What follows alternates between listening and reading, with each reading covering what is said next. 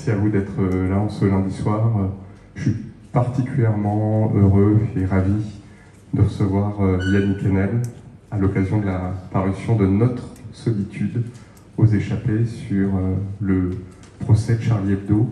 C'est un texte absolument essentiel, très violent, très beau, très sauvage, qui raconte votre rapport à la justice, à la vérité, à l'écriture, qui dit comment la langue essaie de représenter ce qui ne peut pas être entendu ni vu pour écouter au plus près les témoins, dire leur nom, donner le nom des témoins pour passer à travers l'innommable, pour entendre une parole de littérature qui creuse dans la langue une autre langue et qui interroge ce que c'est que d'être vivant par rapport à ce qu'on appelle communément la mort.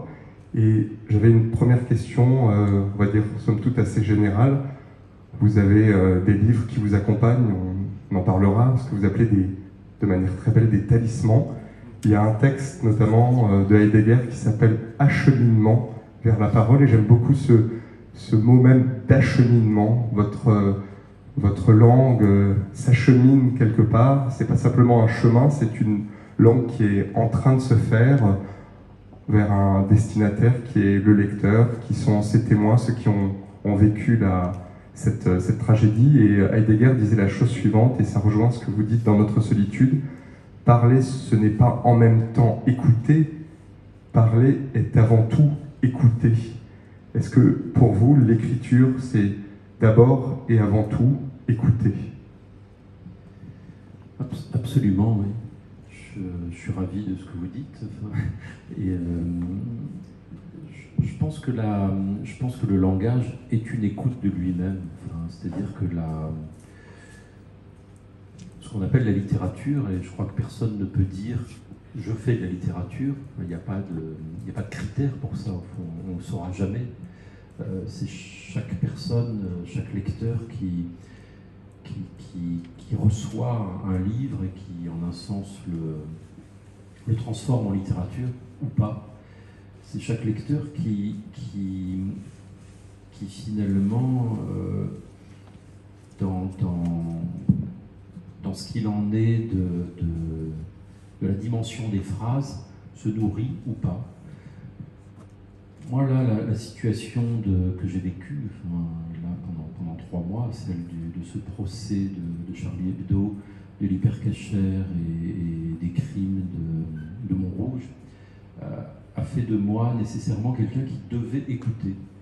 Et alors même que j'étais pas tellement sûr les premiers jours d'avoir ma place dans un tribunal, je me sentais très mal à l'aise, parce que je fais partie des gens qui ne sont jamais allés dans un tribunal et qui ont même un peu peur quand ils passent devant un tribunal, qui se sentent coupables, un peu bizarrement.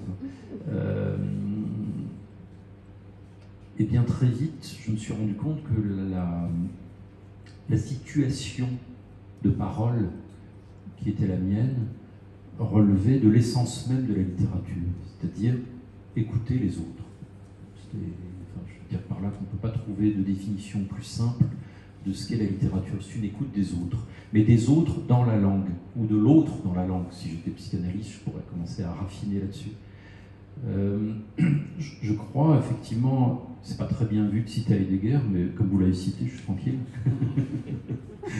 Je crois qu'effectivement, et ce livre est extraordinaire, quoi qu'on pense de ce philosophe, Acheminement vers la parole, je pense effectivement qu'il s'agit, comme quand on tend l'oreille au-dessus d'une rivière, on l'a tous fait enfant, et il n'y a rien de plus beau que de le faire quand on n'est plus enfant, d'écouter un bruissement qui n'est destiné à personne. Je veux dire par là que ce qu'il en est de l'écoute relève du poétique. Le langage, c'est fondamentalement quelque chose qui est destiné à la compréhension, à l'autre, qu'on communique, comme on dit. Mais il se trouve que, comme on le sait tous, ça véhicule quelque chose qui échappe à la simple communication. Et ce que ça véhicule, c'est tout simplement du poétique, c'est-à-dire la manière qu'a le langage de sans cesse inventer à notre insu quelque chose d'autre, ce bruissement de rivière. Et moi j'appelle ça la littérature. Voilà, je me suis voué à cette écoute depuis longtemps, parce que c'est la chose qui me passionne. C'est la chose la plus discrète du monde, et c'est aussi la chose que je crois être la plus essentielle. Enfin, comment est-ce qu'on se parle les uns les autres? Ça a à voir avec l'amour, au fond. Et alors, à ma stupéfaction, parce que je ne savais pas ça, tout simplement, dans une cour d'assises, au XXIe siècle, à Paris, qui plus est dans une situation hyper dramatique qui était celle d'un procès de terrorisme, le premier grand procès de terrorisme en France, ben, je me suis retrouvé dans cette situation-là. Je ne dis pas que j'ai transformé ça en poésie, je ne dis pas que j'ai pris ça pour de la poésie, ça n'en était pas. Mais la structure de langage est très clairement celle que vous avez initiée là, c'est-à-dire un lieu où on se rend disponible, où il n'y a rien de mieux que de se rendre disponible à tout ce qui parle. Et comme vous le savez, il n'y a pas que les êtres humains qui parlent, ou plutôt, c'est pas seulement quand ils parlent que ça parle. Il y a les gestes, il y a les silences, il y a le protocole, le rituel. Et voilà, se retrouver d'un coup propulsé à la place d'autres personnes qui auraient pu, mieux que moi, faire le chroniqueur judiciaire pour Charlie Hebdo, puisque je suis simplement un chroniqueur extérieur de Charlie Hebdo, même si je fais partie de Charlie Hebdo, hein, mais moi je m'occupe d'art, de littérature, de peinture, d'opéra, de rock, de tout ce qu'on veut, enfin. Mais pas de justice. Et là, eh ben, je me suis retrouvé face à une situation, c'est plus qu'une situation, depuis tout à l'heure je dis situation, mais le mot n'est pas très beau, je vais trouver en parlant, je me suis retrouvé dans un lieu où le langage, en ne cessant de circuler, recherchait quelque chose que je recherche moi aussi dans ma vie, qui est la vérité tout simplement. Je dis tout simplement alors que c'est la chose la plus grande du monde. Et voilà, tout ce qui était en jeu dans ce procès, qui m'a bouleversé, qui n'a cessé de me bouleverser de la première seconde jusqu'à la fin, et encore après, c'était ça, ce que vous avez dit, le fait d'écouter jusqu'à plus soif, d'écouter sans cesse, de prendre des notes toute la journée, pendant 10 heures, parce que la responsabilité qui était la mienne était énorme, et ce qui se disait était décisif à chaque instant, que ce soit la parole des accusés, celle des parties civiles, des familles, ceux et celles, on va y revenir je suppose, qui parlaient finalement des morts, enfin, qui nous rendaient vivants les morts. Moi j'étais là, à votre place, si je puis dire, à la place de tous ceux qui n'entraient pas dans ce tribunal, et chaque jour je me disais c'est tellement important, il faut que j'écrive tout. Enfin. Et bon voilà, cette écoute, c'était le lieu même où ça se passe. Vous êtes nourri, vous êtes traversé par des textes qui sont vos frères, vos sœurs. Vous citez d'ailleurs à un moment donné François Villon, frères humains qui après nous vivaient. Est-ce que cette expérience, cette chose que vous avez vécue, je dis cette chose pour comme si c'était l'impalpable, c'était ça le réel, comme le dirait aussi Lacan, est-ce que c'était une manière de confronter la littérature, tous ces auteurs, morts ou vivants, au réel le plus âpre, pour voir si la littérature tenait le coup, pour voir si les mots de la littérature tenaient le choc face, vous le dites, à des frères Kouachi qui pendant 2 ans jouent à la PlayStation et attendent l'irrésolu, l'innommable, la violence pure. Mais absolument, mais je crois que, indépendamment de ce procès, c'est de ça dont il s'agit dans nos vies. Enfin, est-ce que quelque chose tient face au crime, ou plutôt est-ce que quelque chose peut répliquer à la violence du monde, tout simplement? Enfin, la violence, elle est partout. Bon, là, il se trouve que dans un attentat, et c'est ça qui rend la chose intolérable, enfin, qui la rend abominable, c'est que les attentats cristallisent la violence de la violence, si je puis dire, puisqu'elle est arbitraire. Elle n'est même pas contre quelqu'un, elle est contre toute l'humanité. C'est le premier qui passe qui meurt. Et donc effectivement, cette question que vous soulevez, elle est fondamentale. Enfin, je sais pas, c'est une chose... je pense que toute personne humaine, qu'on écrive des livres ou pas, est confrontée à ça. Comment est-ce qu'on fait dans sa vie par rapport à la violence du monde? Alors on cherche tous à se protéger, on cherche tous à créer des lieux où cette violence n'entre pas, mais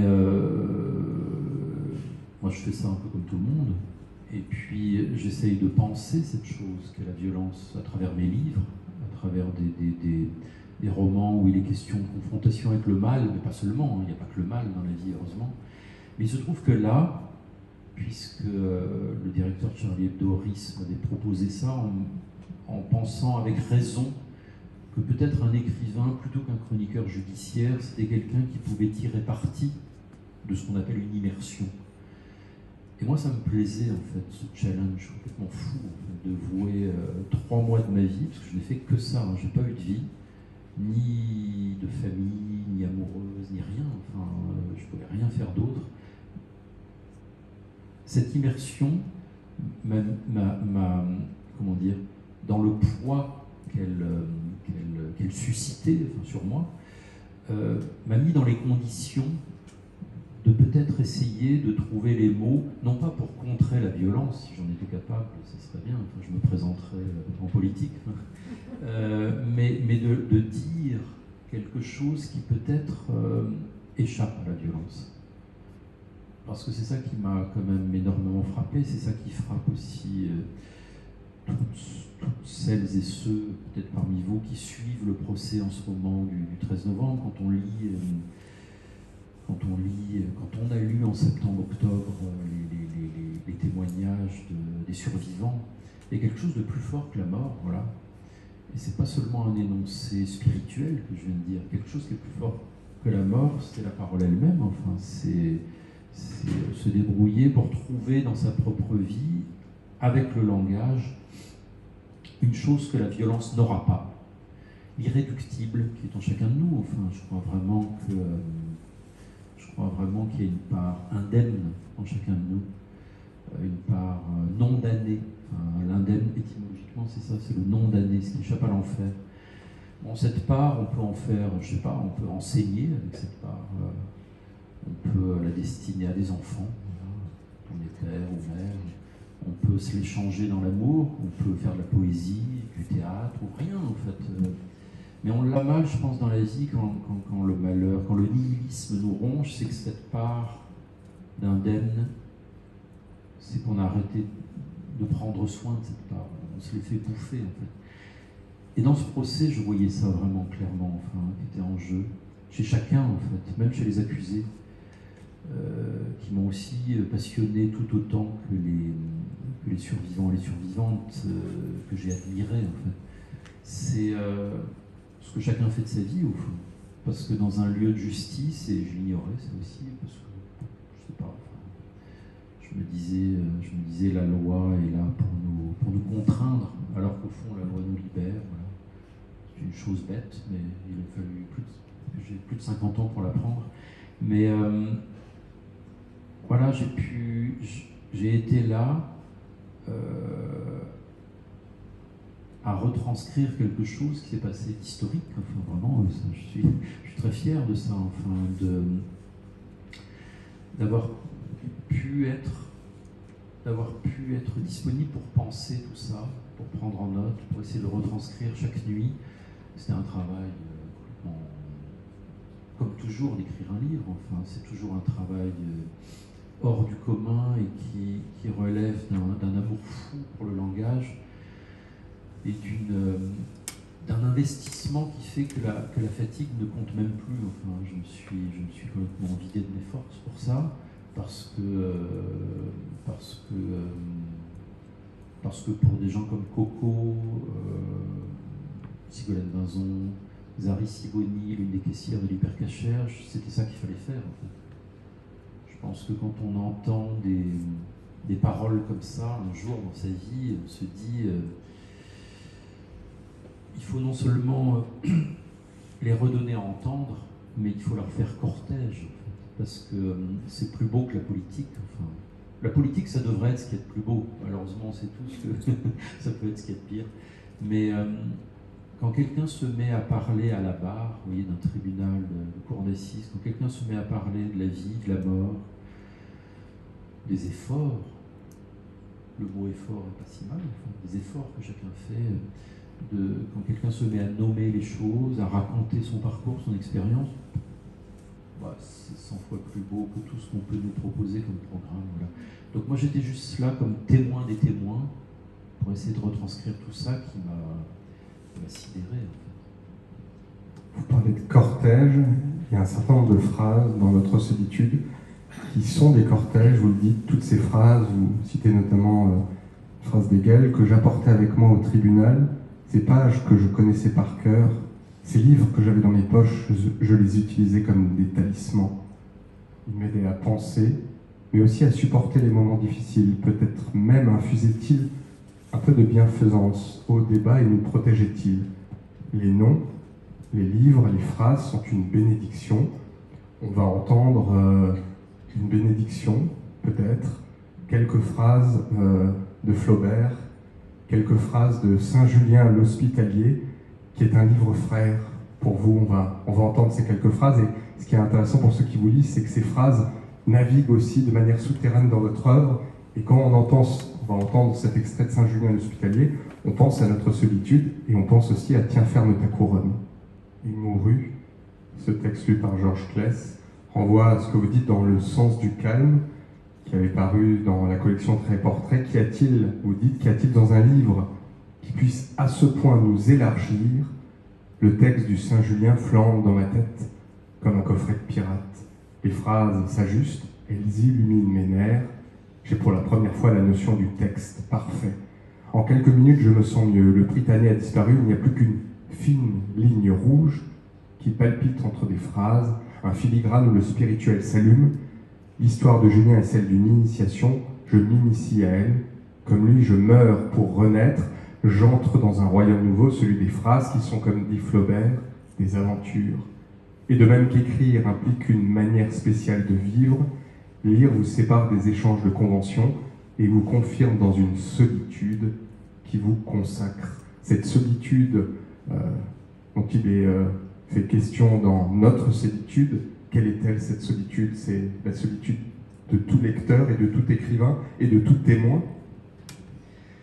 Oui, c'est pas un isolement, c'est pas un retranchement, c'est même pas une situation malheureuse. J'aime bien le mot de solitude, et effectivement je le décline à foison. Il y a un livre qui s'appelle La solitude Caravage, là il y a Notre solitude. Je tenais à mettre cette solitude à la première personne au pluriel, puisque comme je vous l'ai dit, cette expérience de ce procès fondamental s'est faite en communauté. Mais la solitude, c'est le vide que l'on parvient à créer en chacun de nous pour écouter le langage. C'est pas quelque chose qui peut se construire forcément, c'est pas quelque chose qu'on peut vouloir, c'est quelque chose qu'on laisse être. Le vide en soi pour écouter quelque chose, cette rivière dont je vous parlais qui coule à chaque instant. Donc vous voyez, cette solitude, elle est féerique en fait. Moi je vous remercie d'avoir passé cet extrait de Flaubert, parce que le ciel rouge du massacre des animaux parle de manière plus générale du massacre des innocents. Et il se trouve que dans ce texte miraculeux, 30 pages extraordinaires de Flaubert, aussi belles pour moi que les Illuminations de Rimbaud, dans ce texte, il s'agit d'une conversion, c'est-à-dire quelqu'un qui ne cesse de tuer et qui va un jour, en expiant la violence qu'il y a en lui, devenir un saint. Ce n'était pas tellement la situation que j'ai vécue au procès, puisque les terroristes, malheureusement, je ne pense pas qu'ils puissent devenir des saints. Je pense qu'ils s'imaginent qu'ils le sont par un fanatisme qui est une erreur. l'erreur, c'est énorme en fait. On dit que l'erreur est humaine, mais il y a un moment où l'erreur est plus qu'humaine. En fait. Et bon, il se trouve que voilà ce dont ça parle, Flaubert, effectivement, c'est une chasse. C'est quelque chose qui m'a plu de manière plus large que ce livre, Notre solitude, et pour élargir depuis ce procès, c'est quelque chose qui, depuis que je suis enfant, me travaille, enfin, le sang des innocents, voilà. Et cette figure du cerf, du grand cerf, qui est habité par du spirituel, qui fait signe avant de mourir aux pauvres humains criminels qui ne se rendent pas compte de ce qu'ils font, c'est quelque chose qui palpite en moi, enfin qui palpite pour moi plutôt en chaque phrase. Je pense que la littérature est aussi une dimension, une matière sensible, fébrile, audible, où ça a lieu, ça. Où des chasses terribles se mènent sans cesse, et où des féeries splendides, des amours splendides, comme dirait Rimbaud, ont lieu. Il y a les deux. Pour moi, la littérature, c'est un lieu très impur, comme dirait Pasolini ou d'autres. Vous parliez de Villon, Jean Genet, je sais pas. C'est pas un lieu où on va se la raconter comme ça à l'abri, où tout va bien. Ce serait un peu pénible, au fond, une littérature qui ne serait que le petit supplément poético-sympathique à l'existence. Je pense que c'est le lieu d'une remise en jeu de tout ce qu'il y a de déchirant. Voilà. Et alors la déchirure, c'est pas évident à porter, on la fuit, mais il se trouve que la littérature, c'est ça. Enfin, pour moi, dit comme ça a l'air un peu insolent. Enfin, c'est ça autre chose. Mais c'est un lieu déchirant, où des ciels rouges de sang peuvent enfin se dévoiler, parce que peut-être en eux quelque chose d'autre se dit, où enfin on peut entendre la parole du cerf au moment de sa mort, mais où aussi d'autres images, parce qu'il s'agit de ça en fait, ce sont des stocks d'images, d'autres images arrêtées ou en mouvement, plus jouissives, plus sensuelles, plus amoureuses, ne cessent de se dire, de se tramer, vous voyez. Je pense souvent j'ai un grand amour pour les tapisseries médiévales, je sais pas, c'est comme ça. J'y connais rien en même temps, mais j'ai toujours aimé ça. J'aime en voir, j'aime bien aller voir des châteaux, n'importe où, durant mes voyages, pour voir les tapisseries. J'aimerais les toucher, mais bon, on n'a pas le droit. Mais parce que la trame de soie, ce qu'on appelait vers la fin du Moyen-Âge, à l'automne du Moyen-Âge, les 1000 fleurs, ce tramage, pour moi, est quelque chose, ou les vitraux aussi, le vitrail, c'est quelque chose qui, dans sa fausse simplicité, dit ça, en fait. La violence et l'amour. Voilà. Je crois que c'est un titre de Léo Ferré, ça, non ? La violence et l'amour. C'est un livre, voilà. J'adore Léo Ferré. La violence et l'amour. Comment ? La violence et l'amour. Ah, c'est l'ennui. Oh, bon, alors, bon, j'ai raté. Moi, je dirais la violence et l'amour. L'ennui aussi, c'est bien. C'est autre chose. Mais on trouve ça, quand on lit ça, que vous parlez de tapisserie, il y a l'idée aussi des Barthes qui disait que le texte est comme un tissu. Il y a quelque chose qui se tisse, et à l'ouverture de Notre solitude, il y a presque cette remarque à la fois simple mais salutaire. Vous dites que les détails nous sauvent, et dans le sens duquel vous disiez déjà la littérature est une provision de détails qui comble. Les détails écrits Nabokov sont des étincelles sensuelles. Un livre sans détails n'agira pas. Non seulement il ne vous réveillera pas, mais il ne pourra pas vous sauver.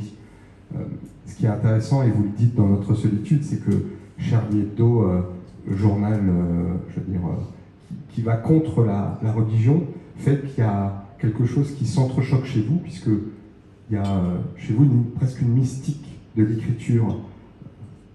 En quoi, finalement, les détails nous sauvent, au sens quasiment d'une mystique où presque les détails seraient là avant nous, et seraient là avant le langage, parce que les détails seraient là depuis le départ.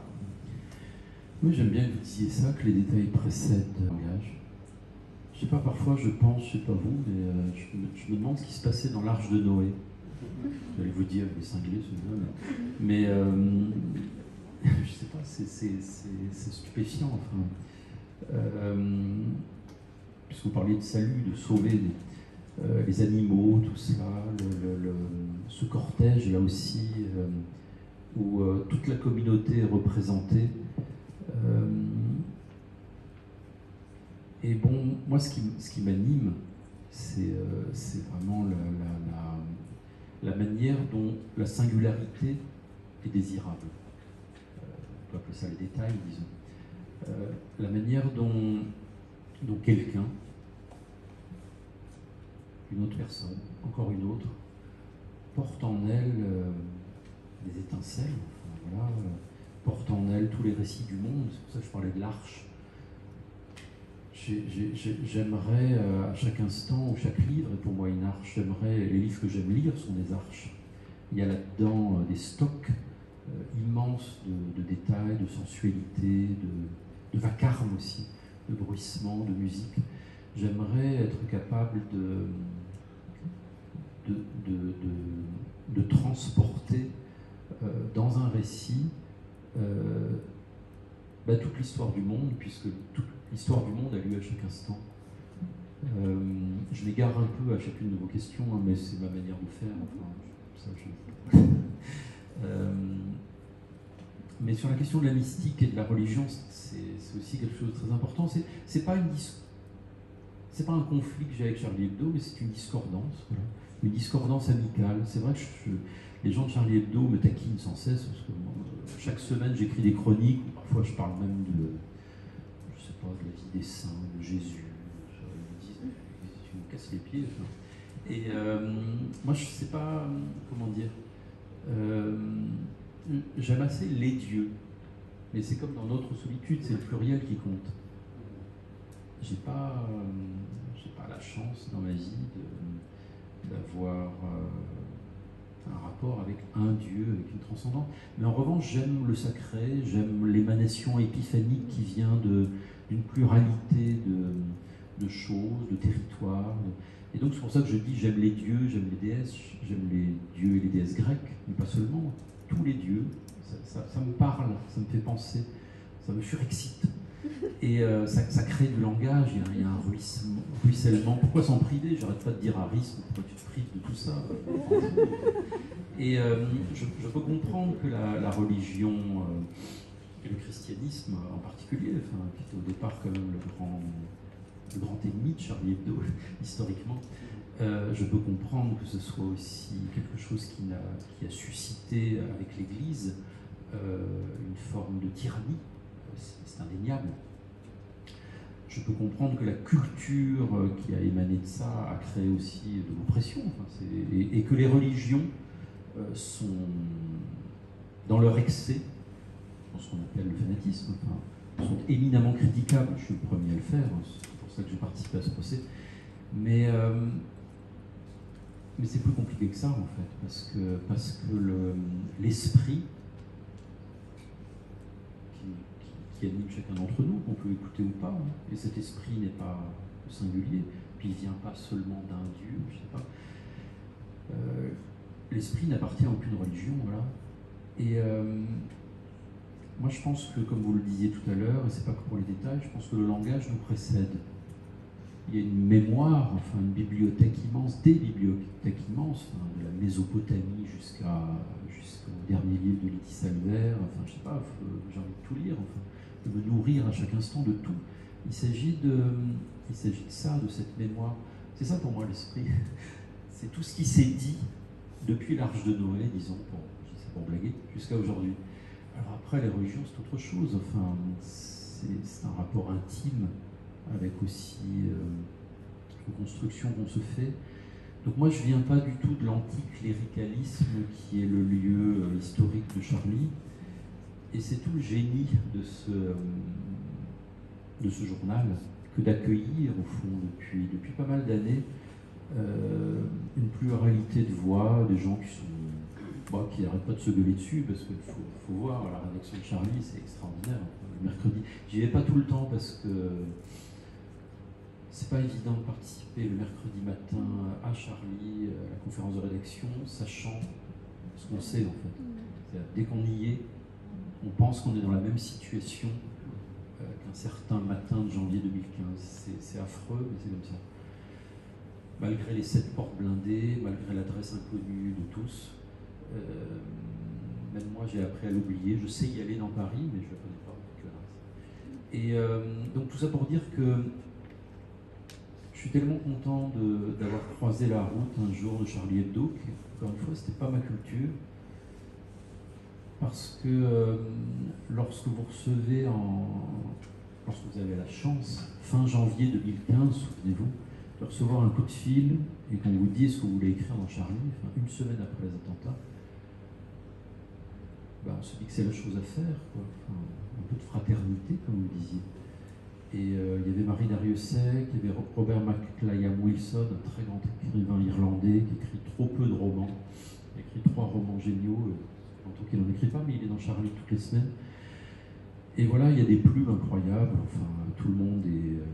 je sais pas, c'est l'Arche de Noé, là aussi. Qu'est-ce qu'on fout là, tous. Et donc, les croyances... ça ne nous empêche pas. Les croyances, ça n'a jamais empêché. Quand on est intelligent et rieur, les croyances des uns et des autres, ça n'empêche rien. C'est ça la question, celle du rire. Et je pense, et j'ai rencontré d'ailleurs pendant le procès Delphine Orvillers là-dessus, la rabbine merveilleuse, j'aime bien qu'elle dise elle-même, appelez-moi rabbine, et elle se fait une rabbine laïque. Ça, j'ai jamais entendu un truc pareil de ma vie, j'étais un peu sidéré qu'elle me dise ça. Je suis une rabbine laïque, ok, bon. Et il se trouve qu'elle, j'ai eu une longue conversation, j'ai même mis ça dans le livre, enfin, elle m'a beaucoup aidé pendant le procès. J'ai pas tout mis de ce qu'on s'est dit, mais on a beaucoup parlé de l'Alsace aussi, je suis alsacien, elle est liée aussi à l'Est. Et, mais bon, peu importe, ça c'est pas. Enfin, si, c'est important. Mais il se trouve qu'on parlait de ça. Une transcendance, disons un Dieu, voilà, un Dieu, je sais pas comment on dit ça. Un Dieu, si ça existe dans notre vie, si on a besoin que ça existe, bah, c'est plutôt bien. Il faut que ce soit quelqu'un qui admette qu'on puisse rire de lui. Ça, c'est une grande question politique. Et moi, j'aime bien les Grecs pour ça. Épicure, c'est ça, enfin, le rire des dieux. Les dieux qui n'admettent rien d'autre que la contestation qu'on fait d'eux-mêmes. C'est ça le monde. Le monde est créé à partir d'un éclat de rire, dit Épicure, enfin il ne le dit pas exactement comme ça, je le traduis.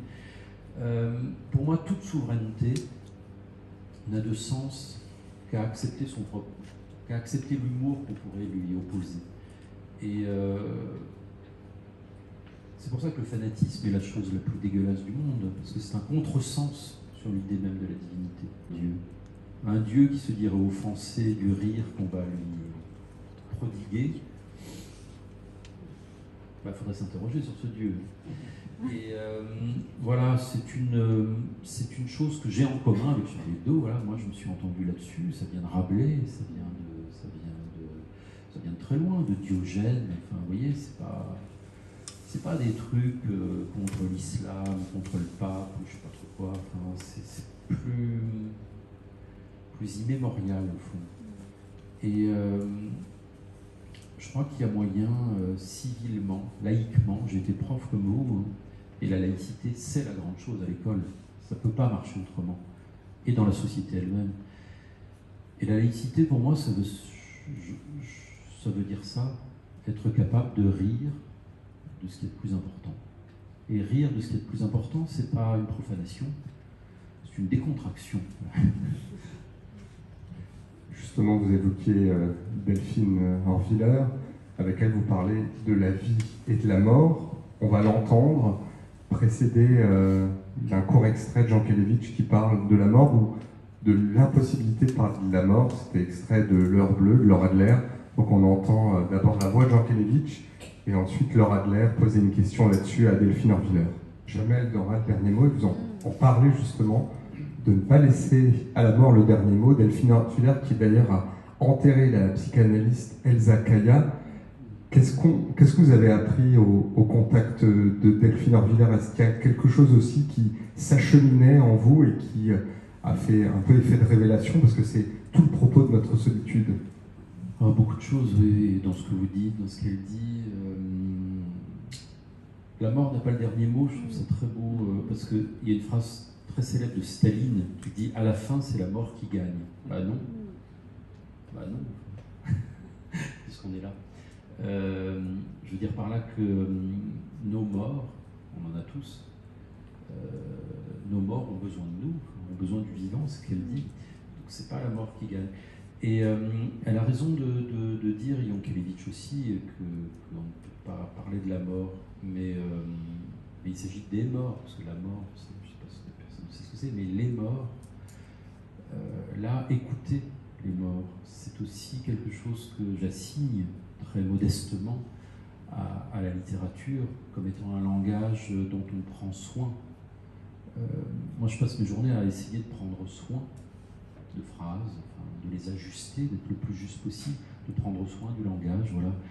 Et pendant ce procès, puisque je connaissais certains des morts, et que j'avais à côté de moi bien souvent la femme de Cabu, Véronique, je pensais à lui rendre, comme je ne sais pas rendre justice, je ne suis pas un juge, mais rendre justesse, ça c'est le travail de nous tous, enfin, qu'on écrive ou qu'on parle, enfin, on écrit tous des lettres, des choses,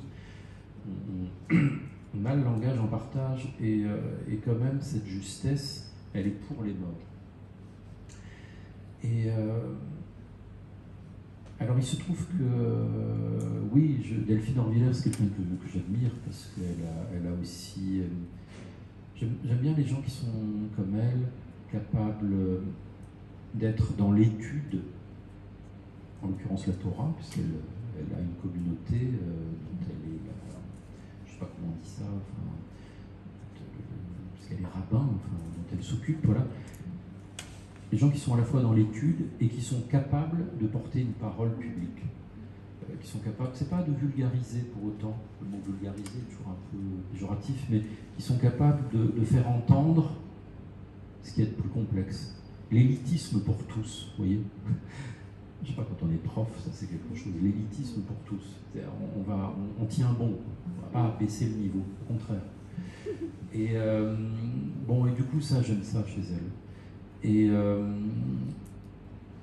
comme je suis passionné de mystique, comme vous disiez tout à l'heure, de tous les textes mystiques, je trouve ça prodigieux. Enfin, et la mystique juive, en l'occurrence, c'est un continent énorme.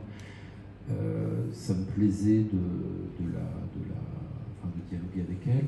Et il se trouve que pendant le procès, pour répondre à votre question, un soir, à l'instigation d'un ami commun, philosophe, à qui je parlais au téléphone le soir quand je rentrais de temps en temps, comme à certains de mes amis, je leur disais mes doutes, mes problèmes, mes joies de ce procès, avant d'aller me coucher très tôt, à 9h, 10h le soir, et je me réveillais à 4h du matin pour écrire cette chronique, parce que ça a été une chronique immédiate. Enfin, l'idée c'était qu'à 7h du matin, on pouvait lire ce qui s'était passé la veille. C'est ça qui m'exaltait.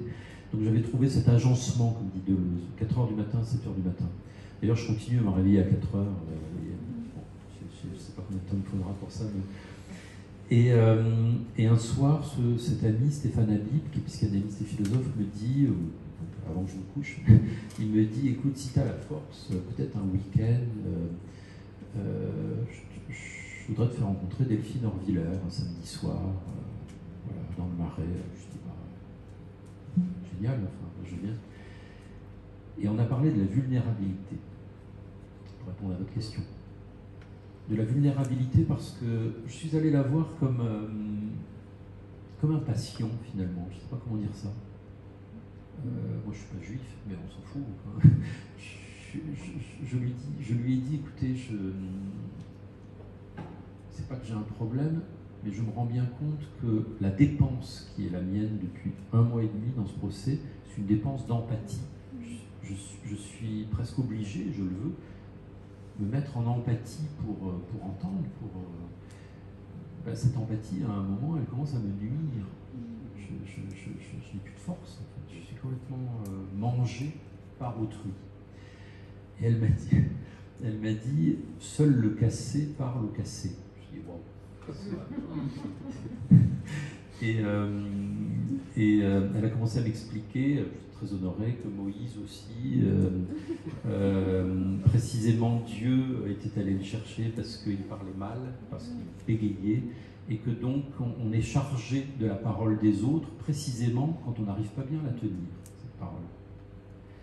Et que la vulnérabilité était la garantie, la caution même, d'une tentative pour dire quelque chose de juste.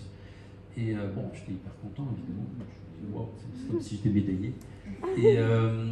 Mais plus sérieusement, toute la soirée a porté là-dessus, sur ça, sur l'atteinte, les impacts.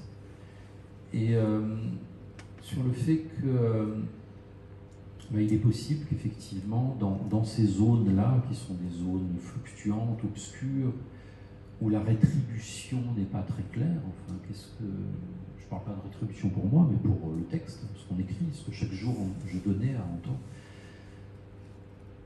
J'ai compris avec elle, on a un peu travaillé ce soir-là, c'est une conversation, hein. Mais les conversations, c'est le plus beau dans la vie. Parfois, ça peut changer, on le sait tous, hein, une conversation d'un soir avec quelqu'un, notre vie change.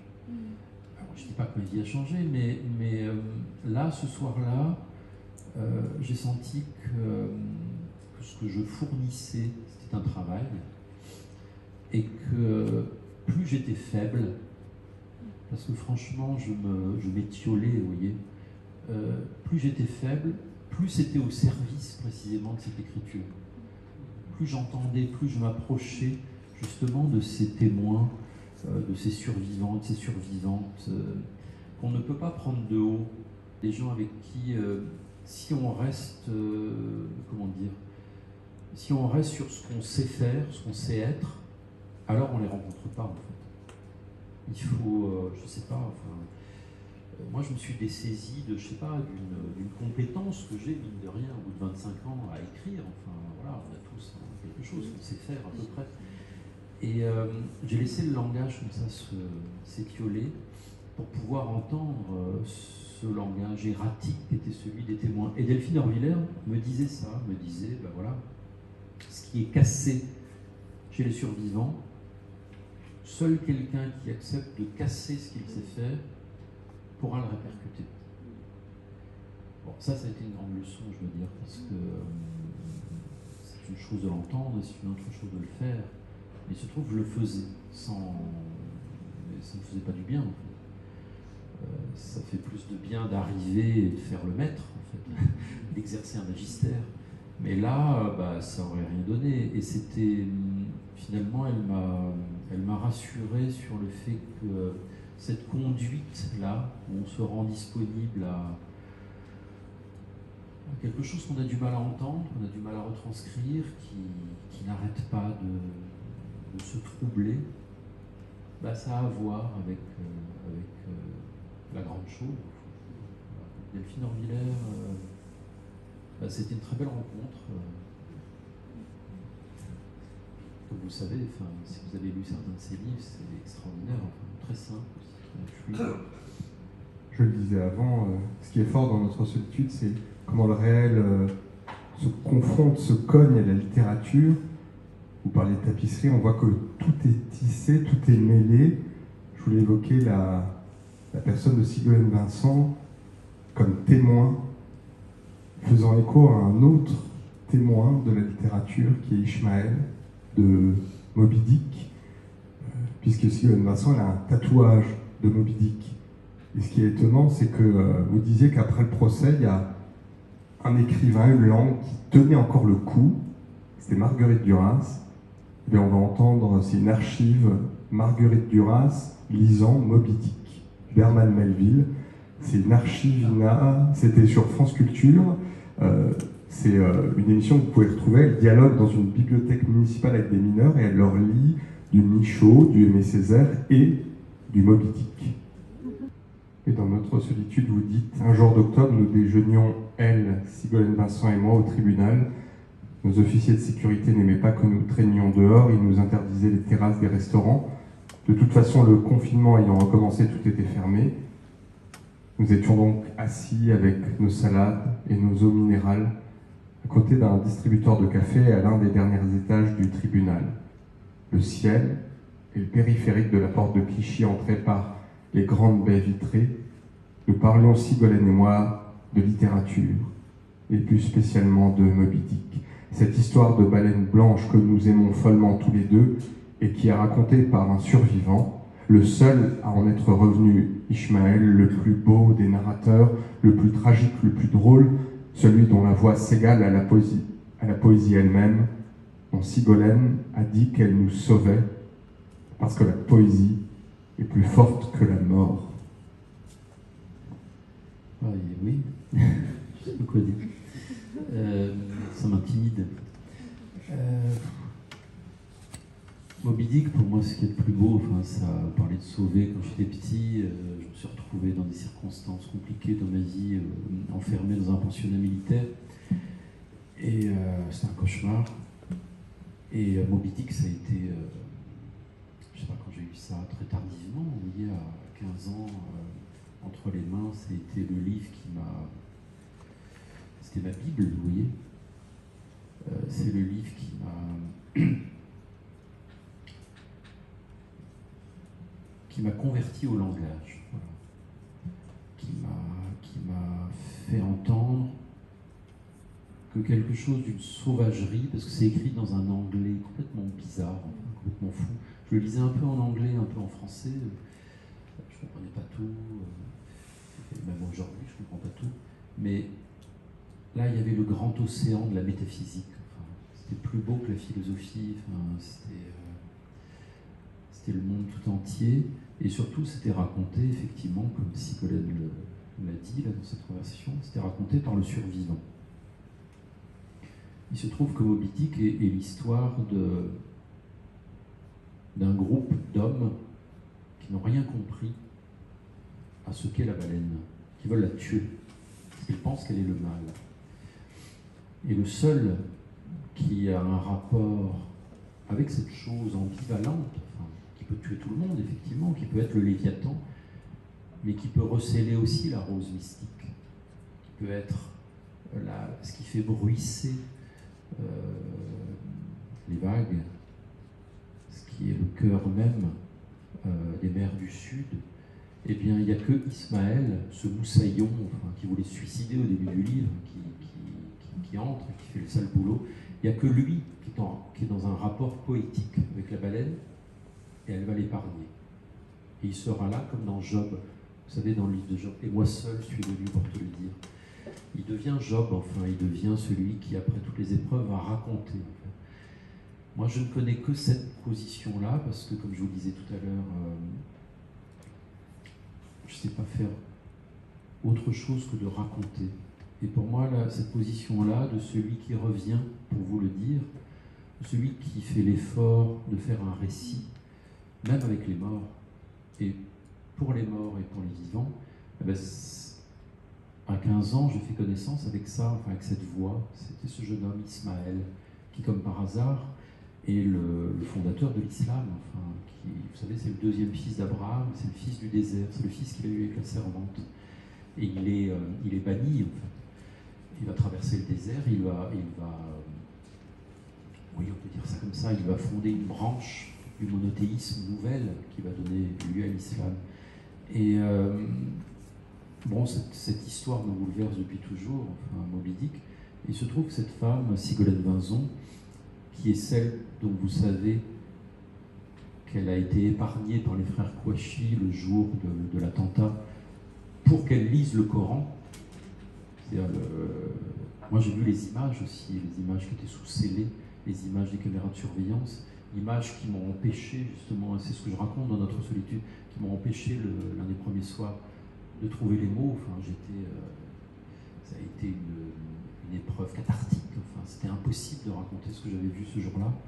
C'est-à-dire les images où on voit les Kouachi débarquer, poussant Coco comme ça, tirant sur Simon Fieschi, et puis sadisant Sigolène Vinzon qui rampe à genoux et lui mettent la Kalachnikov sur le front. Et on n'entend pas, dans le film en noir et blanc, les caméras de surveillance, on n'entend pas, mais je le connais par cœur. On le sait, on sait ce qu'il lui dit. Il lui dit on ne tue pas les femmes, ce qui était faux, puisqu'il venait d'abattre les Akayat, le psychanalyste. Je t'épargne pour que tu lises le Coran. Ce qui est de fou, c'est qu'il disait ça à une femme qui, comme vous peut-être, comme moi, comme vous, ne fait que lire. Une femme qui a tout lu, obsédée par la littérature, qui avait lu le Coran. Et il y a cette histoire de Coran, comme ça, je disais, Ismaël, Moby Dick, qui passe là, avec une erreur sur le Coran, une erreur fondamentale sur ce texte extraordinaire de liturgie poétique. Et bon, je ne sais pas quoi dire, mais Ségolène Vinzon, c'est une grande amie. Et quand elle a parlé ce jour-là, en septembre 2020, donc il y a peu de temps, il y a un an, elle a été l'une des premières à témoigner, comme on le dit. J'ai senti que le langage s'élargissait. C'est pas tous les jours. Quand on entend Duras lire Moby Dick, je vous remercie parce que je ne savais même pas qu'elle avait lu. J'ai une passion pour Duras aussi. Et Moby Dick, vous l'avez compris.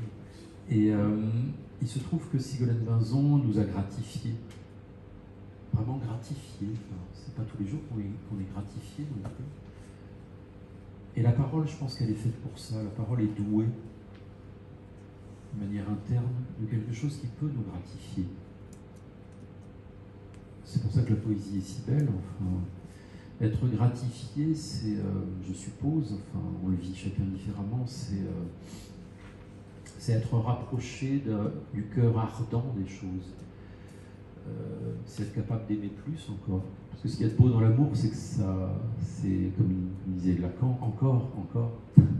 L'amour, c'est ce qui ne finit pas, en fait. C'est ce qui en demande plus.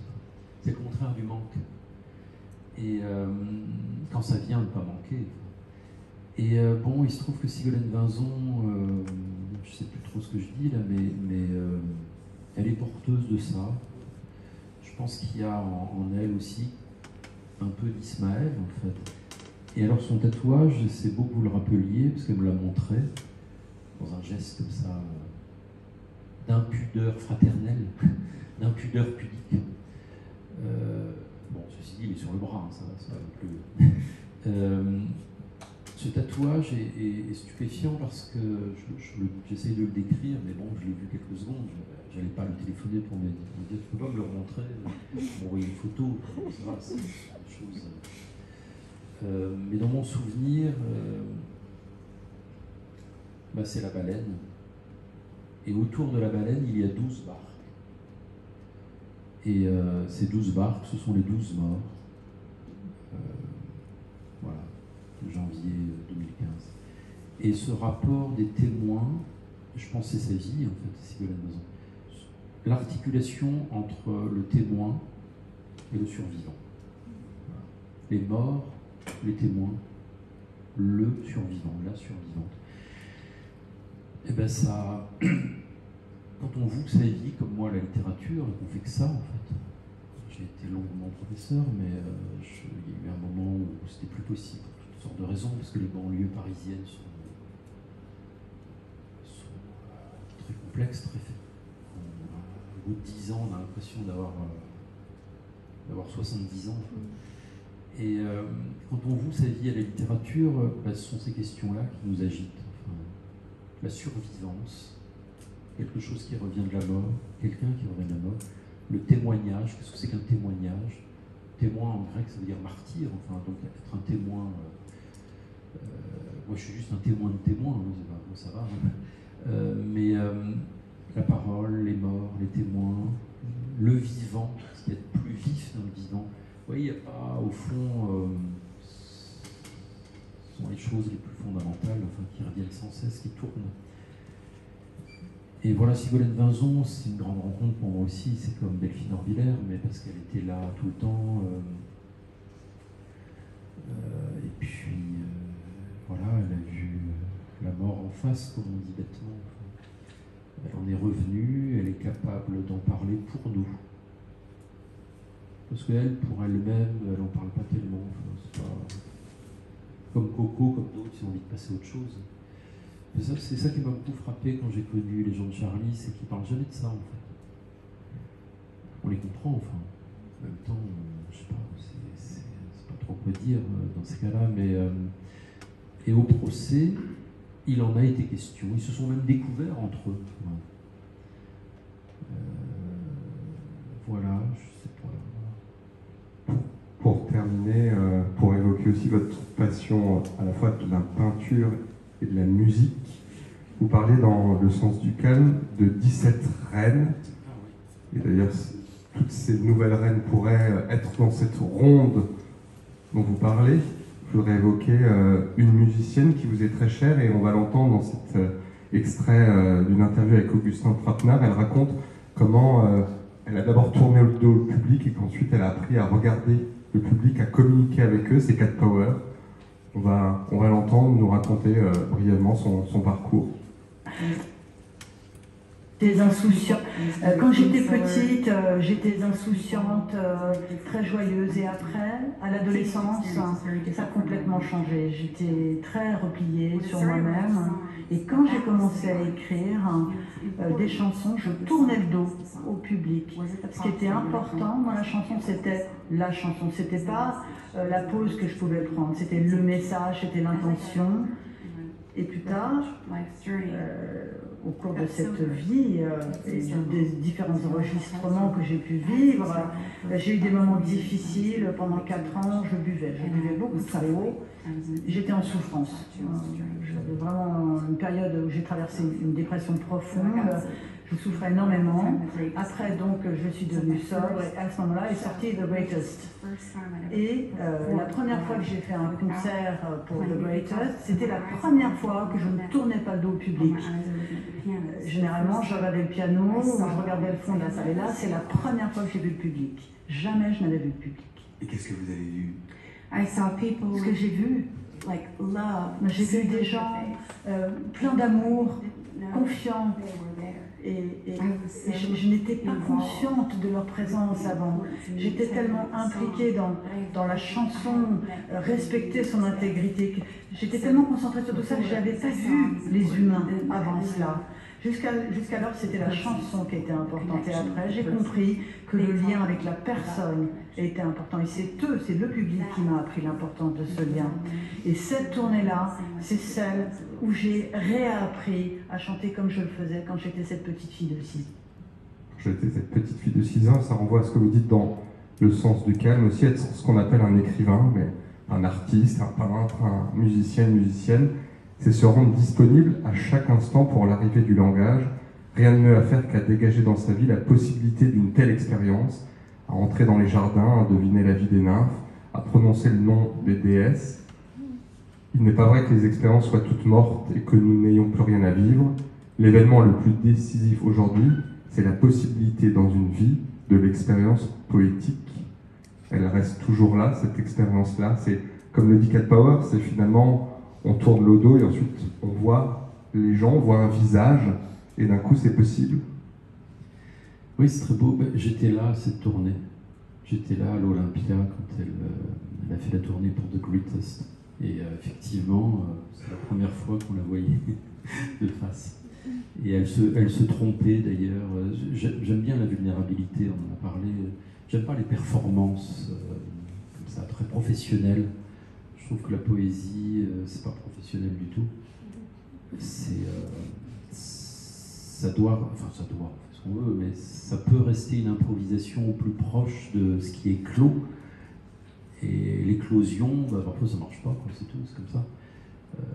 Puis le lendemain, ça marche plus. Et j'aime chez Cat Power son humilité, en fait, et le rapport qu'elle a avec la timidité. Je fais partie des gens qui préfèrent la timidité à l'assurance.